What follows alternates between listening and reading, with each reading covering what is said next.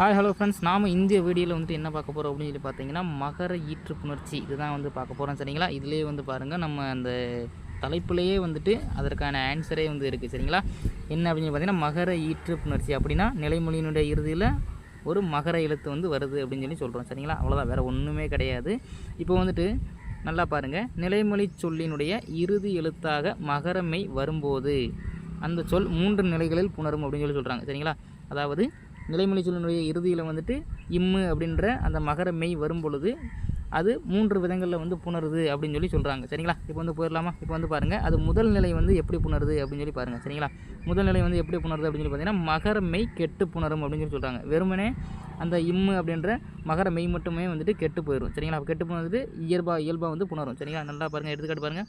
பாடம் கூட்டல் வேலை, பாட வேலை, இந்த மகரமையை மட்டும் கெட்டுட்டு அப்படியே வந்துட்டு இயல்பாக வந்து புணர்ந்து நமக்கு வந்து வந்திருக்கு. சரிங்களா? அடுத்து இரண்டாவது விதம் என்ன அப்படின்னு சொல்லி பார்த்தீங்கன்னா, அந்த மகரமை கெட்டு இன மெல்லெழுத்து வந்து தோன்றும். சரிங்களா? இன மெல்லெழுத்து அப்படின்னா என்ன பார்த்தோன்னா, அந்த நம்ம இக்குக்கு இங்கு, இச்சுக்கு இஞ்சு, இட்டுக்கு இன்னு, இத்துக்கு இந்து அப்படின்னு சொல்லி சொல்லுவோம். பார்த்தீங்களா? அதற்கு இனமான அந்த இன எழுத்துக்கள் வந்து தோன்றும். சரிங்களா? அந்த மகரமை கெட்டுட்டு. சரிங்களா? இதுக்கான எடுத்துக்காட்டு வந்து பாருங்கள்.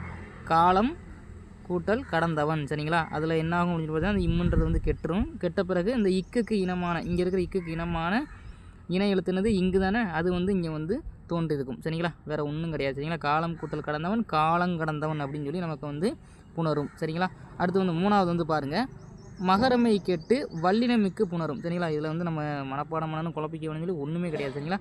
மகரமை கேட்டு வல்லினம் வந்து மிக்கு புணரும் அப்படின்னு சொல்லி சொல்கிறாங்க. சரிங்களா? அப்படின்னா என்னது? வல்லினம்னா இங்கே என்ன வறுமொழியில் வந்துட்டு என்ன வல்லின எழுத்து வந்திருக்கோ அந்த எழுத்து வந்துட்டு இன்னொரு டைம் வந்து வரும். சரிங்களா? வேறு ஒன்றும் கிடையாது. சரிங்களா? என்ன இருக்குது? பழம் கூட்டல் தோல். சரிங்களா? பழம் கூட்டல் தோல். இங்கே என்ன இருக்குது?